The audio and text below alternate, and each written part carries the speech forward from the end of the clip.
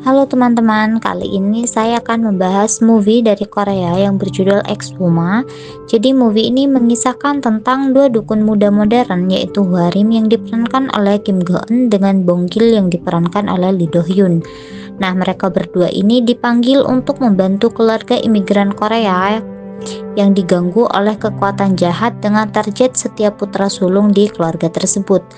Mereka bergabung dengan ahli geomansi veteran Sangdok yang diperankan oleh Choi Min Sik dan juga muridnya yang sangat taat beragama yaitu Yonggun yang diperankan oleh Yoo Hae Jin.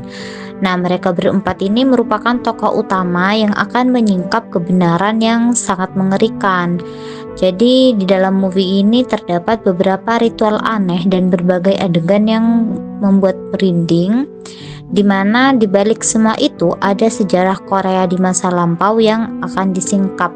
Jadi nanti kita akan tahu bahwa Korea juga pernah mengalami masa pendudukan kejam oleh Jepang yang menjadi salah satu inti dari movie ini.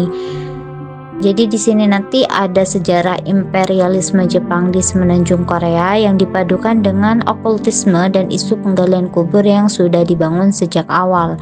Nah, jadi di sini Bong Gil ini terluka cukup parah karena hantu Jepang gitu teman-teman. Jadi si hantu Jepang ini dia itu terkenal sangat kuat, bahkan si Hwarim dan Bong Gil ini sampai bisa dia taklukkan. Dan Hwarim yang terkenal sangat berani dan tidak pernah takut dengan apapun, dia juga bisa ditaklukkan oleh si hantu Jepang ini.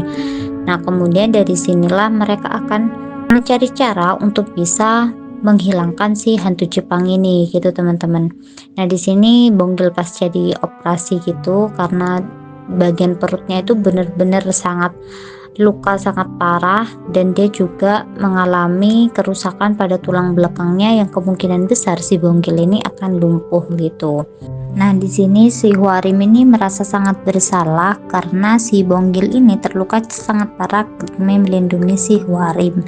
Dan dulu sebelum menjadi dukun, semua orang itu seperti menghalangi si Bong Gil, tapi Bong Gil ini percaya bahwa selama ada Hwarim dia akan baik-baik aja gitu, dan itu adalah alasan Bong Gil menjadi dukun karena ada Hwarim. Nah, sedangkan ketika kejadian itu terjadi, si Hwarim ini hanya bisa terdiam dan menyaksikan si Bong Gil dicabik-cabik sama si hantunya tanpa bisa melakukan apapun gitu teman-teman. Makanya di sini si Hwarim ini merasa sangat bersalah kepada Bong Gil.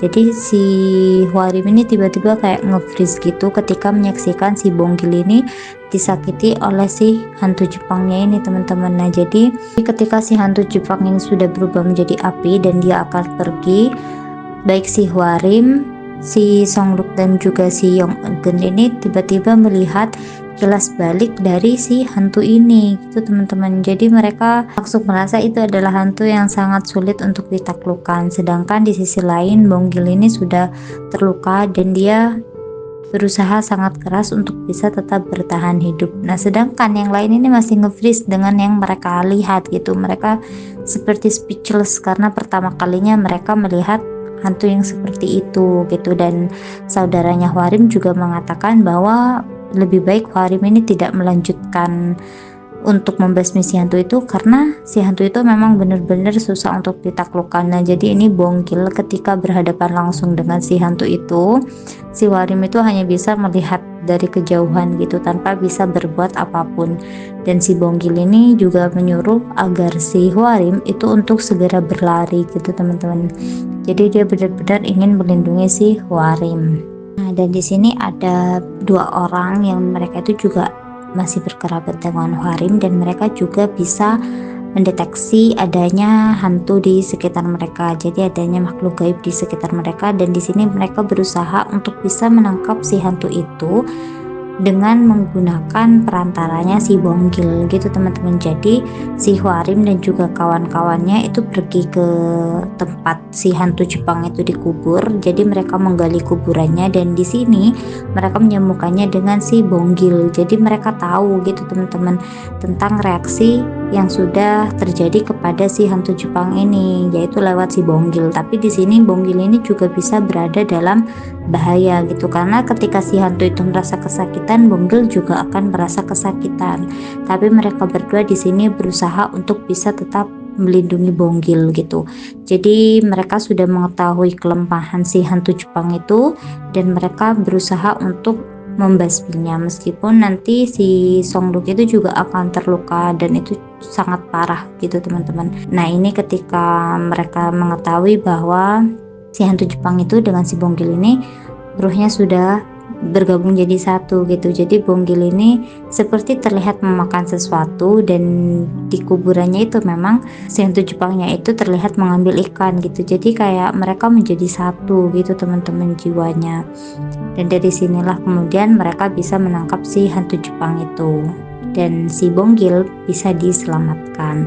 Nah jadi ini mereka menuliskan doa-doa gitu kepada kakeknya si Bonggil ini untuk bisa melindungi Bonggil, dan di sekujur tubuhnya Bonggil itu juga banyak banget tato-tato yang merupakan doa-doa Buddha gitu teman-teman. Oke teman-teman, mungkin segitu dulu dari aku. Terima kasih banyak. Bye bye.